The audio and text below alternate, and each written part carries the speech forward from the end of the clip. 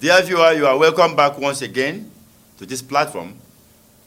I am still on the subject matter of admonition, but this time around, admonition part 7. And we are still on the subject matter of lie low in light. We discussed lie low in light, part 1. This is lie low in light, part 2. Let us pray. Father, we thank you for this hour. We come before you knowing that we are nothing without you. We pray for the guidance of your light, that your light be added to light, and your grace be added to grace, and even your peace, Father, so that we will have a standing, not by our own making, but by yours. Thank you, Lord, in the name of our Lord Jesus Christ. Amen. So, brothers and sisters, Jeffy, anywhere, I've come to this platform again, and I still want to read the Bible verses we read in part 1. I want to repeat it in part 2 of this lie low in light. That is 1 John chapter 1, verses 7 to 10. But if we walk in the light, as he is in the light, we have fellowship one with another, and the blood of Jesus Christ, his Son, cleanseth us from all sin. If we say that we have no sin, we deceive ourselves, and the truth is not in us. If we confess our sins, he is faithful and just to forgive us our sins, and to cleanse us from all unrighteousness. If we say that we have not sinned, we make him a liar, and his word is not in us. Amen. Now, this is what we are saying. When you know that you have a weak point, then you will lie low before the throne. You may have a weak point, you may not even know it is a weak point. And the members of your church or congregation may not even know it is a weak point. But before the Lord, it's a weak point. The Lord was speaking to me one day about certain weak points manifested in this planet by church leaders. Do you know there are some churches now in this world that only the general overseer and designated, probably, people in charge of regions are authorized to write books? Even if the Lord go to an ordinary member and give him directive or give her directive to write, and the person writes, the church will not accept it because it does not flow from the general overseer. Is that not quenching of talent? Even if in such churches you have the voice, the Spirit of the Lord come privately in the night and give you songs to sing and to render it and to publish it and to spread it, by the law of the church it will be hindered, because the general overseer has stepped a seal upon such a thing that as soon as he said it's not of the Lord, these are man-made, all these things are. That's why we say along the line in some of the part of this exposure, religion is a toy. You see, it's a toy. There are realities beyond that. You see. Now, if you look at this aspect of holiness, see people that receive blessing, what they do, and see those that fail to receive blessing, what they do. If you read the book of Luke chapter 18, put that into consideration as we read. Luke chapter 18, we are going to read verses 9 to 14. And he spake this parable unto certain which trusted in themselves that they were righteous and despised others. 2 men went up into the temple to pray, the one a Pharisee and the other a publican. The Pharisee stood and prayed thus with himself, God, I thank thee that I am not as other men are, extortioners, unjust, adulterers, even as this publican. I fast twice in the week. I give tithes of all that I possess. And the publican, standing afar off, would not lift up so much as his eyes unto heaven, but smote upon his breast, saying, God, be merciful to me, a sinner. I tell you, this man went down to his house justified, rather than the other. For every one that exalted himself shall be abased, and he that humbleth himself shall be exalted. Amen. These are the statements of the great Lord Jesus Christ, that guides us on the path of life. So 2 men went to the temple to pray. The thought of this man going to the temple to pray, he went there to seek God. The other man also went. But and one was a holy man, a religious holy man in such terms. Pharisee, religious leader, probably. And then the other one was a publican, who were the people that were seen as sinners in those days. But two of them went to the temple to pray. The holy man there, he prayed to God, say, God, look, I'm here. I'm not like this man here. In other words, what is this man doing here? This sinner coming to the temple to pray? I'm not like him, Lord. Look at me. You know me well. I pay tithe of all I have. It is good to pay tithe. The Lord has commanded it. But don't brag with it. And don't despise others who are not faithful in that. Lie low. Mind your business. Just lie low. He said, I'm not an extortioner. I'm not an adulterer person. I'm not a thief, Lord. In short, fasting, that is twice. I do it twice a week. And Lord, let me also let you know, Father Almighty, I am not like this man here. This man may deceive others. He can't deceive me. I know him very well. I can even count his sins. I'm not like him. And that man heard him saying all those things. And the man didn't argue. The man just, oh Lord, please, I'm here. I just have mercy. Can I even obtain mercy? Have mercy upon me. He was even hitting himself, Lord, have mercy upon me. I am mercy and forgive me, cleanse me. Have mercy. The Lord Jesus Christ said, the man that went there in humility, that lied low, he was the one that obtained the blessings. The other one that justified himself went away empty-handed. That is how it goes. Learn from these things. You see? Learn seriously from these things. Because even when you know that true, you have kept to the injunctions of the Holy Spirit, the things that the Lord commanded that you should do them. That you've done them. Your spirit bears witness. What did the Lord say should be our reaction? Even in the midst of that. Huh? Read Luke chapter 17, verse 10. Luke chapter 17, verse 10. Listen very well. He says, so likewise, yea. Okay, let us start from verse 7 to 10. But which of you, having a servant, plowing or feeding cattle, will say unto him, by and by, when he is come from the field, go and sit down to meat? And will not rather say unto him, make ready wherewith I may sup, and get thyself, and serve me, till I have eaten and drunk, and afterward thou shalt eat and drink? Doth he thank that servant because he did the things that were commanded him? True not. And now look at verse 10.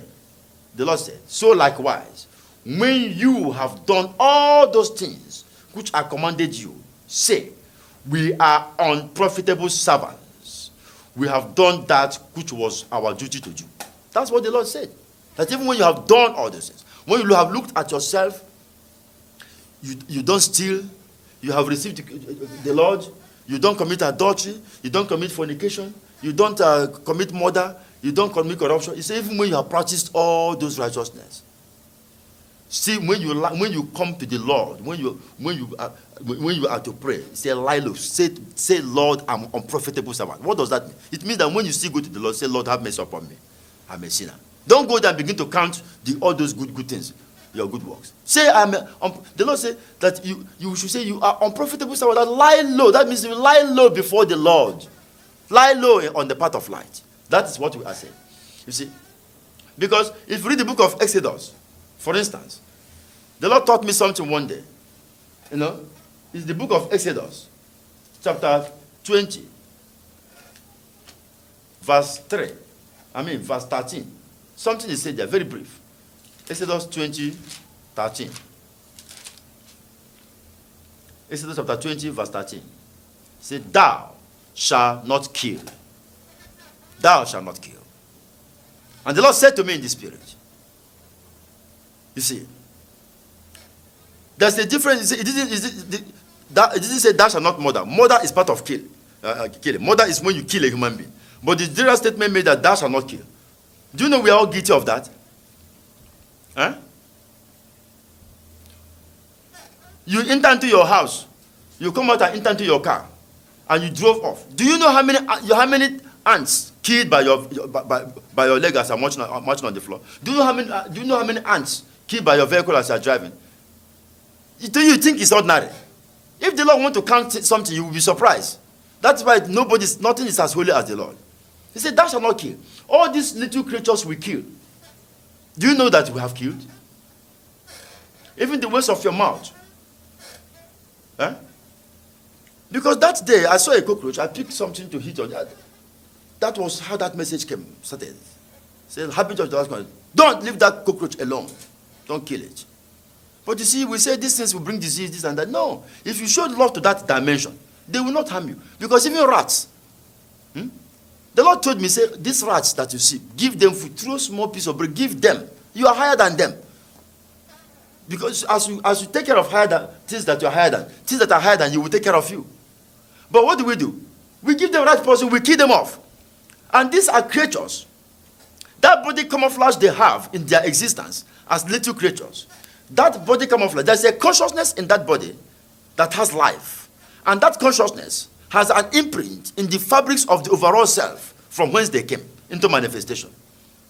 So when you kill, you have taken the life. We kill all these things. Every day, don't we kill? Huh? You are either aiding or abetting. All of us. We eat fish. We eat meat. We kill cow. We kill goat. Huh?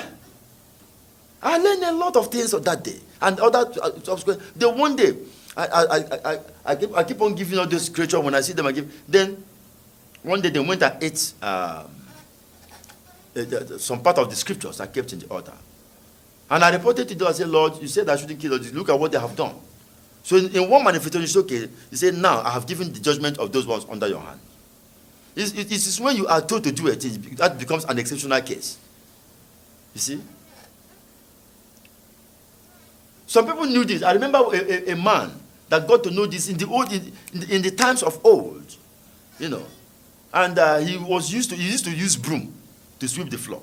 Didn't want to kill even ant. Whenever he wanted to go to anywhere, he will sweep a place and make sure there's no ant. He will march his leg. He will sweep another place. He will march his leg. So when you say that you are practicing holiness, remember that the dimension that God considers holy, you cannot. It's difficult. Well, how will you approach it? Let us focus ourselves in practicing the word of the Lord, the word of peace, the word of refrain from sin, and do not boast that you have refrained. Love the Lord with all your heart, mind, and soul. Love your neighbor as yourself. Love all humans as yourself. And if the Spirit of God expands your consciousness, then show that love to lesser creatures. Stop killing them at random. As if some of us, as soon as you see any, I am involved there. After all, am I not the one that took something to hit on a cockroach? When the Lord said, don't kill it, leave it. You see? As children, you see many of us in those days when you come, as soon as you see lizard, as if you are an enemy to the lizard. If you are a child watching me, stop it. As soon as you see lizard, the next is to carry stones, leave those creatures, let them go their way. As you are higher than those creatures, there are things higher than you in the journey of life. There are things higher than those things. The cycle is unlimited. You see? So, and there was a man, you see, because this man in the ancient world as well was a holy man. He was a holy man, and he was so holy and possessed the power of God in that. He lived even in a forest. He possessed a lot of powers by the practice of holiness. And he possessed power to the extent that if you are a woman, you are coming close to him to tempt him with the spirit of lust. The power will reject immediately and burn the woman to ashes. Even some denizens in the other world send the cupids and all those female of extraordinary beauty. There are female. When you say beautiful women, we don't have beautiful men in this planet. If you are taken to other realms, you see what's called beauty. That's women that when you see them, seeing them alone will draw out ejaculation. Because the beauty radiates. They are there in different planetary systems. Some of them come to this man and they were born to ashes. So the man he was full of that pride. That is, who are you, woman, to come and tempt him? When you come to that platform, still lie low. Huh? Still lie low. Still tell God, Father, thank you for giving me the ability not to do this. Those that are doing it, please give them the ability to refrain. Don't come out and begin to shout on those. If you say, so you are a fornicator, God will punish you, God will kill you. You are an adulterer. That thing will ignite something you never expected. Or you dismiss, that is, you chastise somebody. See, because in the church, a person comes into the church because you feel that he has committed one or two sins that you know. They go and give him back seat in the church. All those people that are involved in making that doctrine, to make that man's, because that man's sin is exposed. And every human being, you have your fault. Every human being. They should put themselves in prayers. Because that's the beginning. That they will pay for those things. You give the man a back seat because you believe that he's committed a sin. And he sits at the back. Everybody, whoever enters the church will look at him. They know this is a sinner in our midst. But you that is looking, you also have your own sin. The Jew of Asiya has his own sin. Everybody. Everybody. Are you not hearing me now? Have you not killed an ant? Did you create the ant? The ant, did he do you anything? Did he bite you? It's gone on his own. But you killed it. You think that it is a righteous act? At a certain dimension, you have committed something. So as this man was doing all this, one day the man was even in meditation. All of a sudden, a woman of enchanting beauty appeared. And before you know what, this man rose up and started pursuing after that woman in great lust. The woman went to a tree. They were running around the tree. He was trying to hold the woman. At a certain stage, the hand, he was able to hold the woman's hand. Like, as soon as he held the woman, because that man, since he was born to that time, he has never ejaculated. As soon as he held the hand, touched the hand of that woman, the man started ejaculating. The man was surprised. He ejaculated as somebody who was indulging in this. As he ejaculated, the woman turned. It was the Lord that manifested in that place. The Lord turned and stood before him. He said, I am the Lord of the universe. There's none holy as me. Because if you are allowed to continue in this, and you are taking pride in it, you are not giving thanks to me for giving you the ability to do it, then you think that your holiness is equal to me. You have to be brought low. So it's either you lie low by yourself as a human being before the Lord, or situations will make you to lie low. Even there are some, I remember there's one general overseer who preaches that it is a sin. He preached it. But it's a doctrine. Books were written that it is a sin to wear wedding robe. I'm not saying it is a sin or it's not a sin, but the individual declared it, that it is a sin to wear wedding. Like you want to wed, you wear it. The law of the church, you can wear your cloth, this and that. So and the people believe it. But his own son, the son of this man, and the daughter of another high pastor heading a particular country of the church, they came to marry. And that day, they wore the wedding gown, the normal white wedding gown people wear. People were bamboozled. The Lord do all those things to prove something to people. Let the standard of your holiness be, leave the word of God to determine the holiness. Don't add any of that. Anything you add as a man-made holiness, watch out. The Spirit of God will cause it to change, so that you will know that man-made holiness is different from the holiness of the Lord. Because in the book of, like the story I was talking about this man, it was that day that other man now humbled himself. He said, oh Lord, now have mercy upon me. The Lord said, okay, now my mercy has come upon you. You will now know your limitation. Because the book of 1 Samuel, chapter 2, verse 2. 1 Samuel, chapter 2, verse 2. Let me trace it and we'll read it now to close this episode. 1 Samuel, chapter 2. Give me a moment. Verse 2 says, there is none holy as the Lord, for there is none beside thee, neither is there any rock like our God. The Almighty Father is the holiest of the holies. The holiest of the holies. There's none like unto him. So, whereas it is good to aspire to be holy, do not ridicule others who have not come to that platform. Do not judge anybody. Because that you're not judging anybody, not blocking anybody's talent, is also part of holiness. May the Lord bless these words in our hearts. In the name of our Lord and Savior, Jesus Christ. Father, let your Spirit help us to lie low. Even when we have fulfilled all our righteousness and all holiness, help us to lie low before you, because you remain the eternal Lord, the holiest of the holies. And our holiness as human beings is just like filthy rag before thee. Thank you, Father, for your mercy upon all your chosen ones on the face of the earth, by which they are lifted in your light by your grace. Thank you, Holy Spirit. Thank you, Almighty Father. In the name of our Lord and Savior, Jesus Christ. Amen.